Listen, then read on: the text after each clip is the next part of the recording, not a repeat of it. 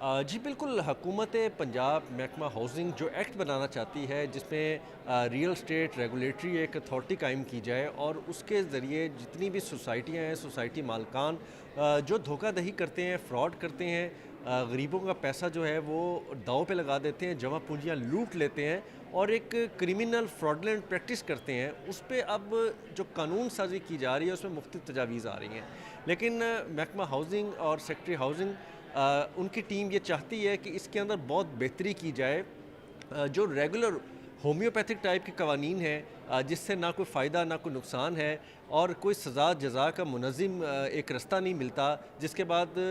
ऐसी सोसाइटी मालकान जो गैर कानूनी तौर पर सोसाइटियाँ बना के फ्रॉड करते हैं, एक्सेस फ़ाइलें बेच देते हैं, अनअप्रूव्ड ज़मीनों के टोटे बेच के बग़ैर प्लान्ड एरिया के वो ख़ुद तो मुल्क से फ़रार हो जाते हैं या कहीं इधर उधर रोपोश हो जाते हैं। लेकिन उनके ख़िलाफ़ अगर देखा जाए तो एलडीए दीगर अथॉरिटियों के पास क्या राइट्स होते हैं सिवाय एक एफआईआर करा लें या मैक्सिमम किसी का केस जो है वो शिकायतों की बुनियाद पर नैब टेकअप कर लें, उसके अलावा क्या किया जा सकता है। इस पे गुज़िश्ता रोज़ भी बड़ी सैर हासिल गुफ्तगू हुई है और इसमें जो तजावीज़ सामने आई हैं उसमें महकमा हाउसिंग के जो ज़िम्मेदारान हैं उनका बड़ा इसमें ठोस मौक़िफ़ है कि ऐसे गैर कानूनी काम करने वाले डेवलपर या बिल्डर्स के ख़िलाफ़ ज़ाती तौर पे एक्शन की तजावीज़ दी जाए, उनके पासपोर्ट्स जो हैं वो ब्लॉक किए जाएँ, उनके जो आईडी कार्ड्स हैं वो ब्लॉक किए जाएँ, उनकी प्रॉपर्टियाँ, उनकी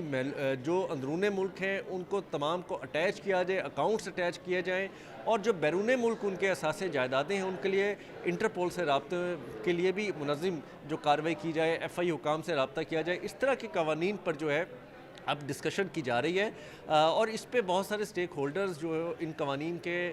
बनाने में मुआविन हैं, जिसमें एलडी की बात की जाए या दीगर अलाइड अथॉरिटी की बात की जाए, वो मुत्तफ़िक हैं कि कवानीन सख्त होने चाहिए। एलडीए के पास या दीगर अलायंस अथॉरिटी के पास कोई ऐसा इख्तियार नहीं है कि वो एक एफआईआर देने के बाद या नैब में कंप्लेंट करने के अलावा वो कुछ कर सके और अगर कुछ हो भी जाए तो उसको जो डेवलपर या बिल्डर होता है वो अपना तमाम मामलात को गैर कानूनी तौर पर बेच के वो बाहर निकल जाता है और पीछे लाखों लोग जो हैं वो मुतासरीन बन जाते हैं और 10-10, 20-20, 25-25, 30-30 सालों से ऐसे कई केसेस हैं जिसमें इंसाफ नहीं मिलता। अब उम्मीद है कि अगर कुछ कंसेंसस डेवलप होते हैं तो सख्त कवानीन जो है वो रीरा के अंदर शामिल किए जाएंगे, जो एक्ट प्रपोज किया जा रहा है, जिसके बाद रियल स्टेट रेगुलेटरी अथॉरिटी जो है वो अपना काम करती और एक भरपूर मुनज़्ज़म तरीके से काम करती नज़र आएगी। लेकिन अगर ऐसा ना हुआ तो सारी एक्टिविटीज़ बेसुध जाएगी और गरीबों की जमा पूंजी लूटने का सिलसिला रुक नहीं सकेगा। जी।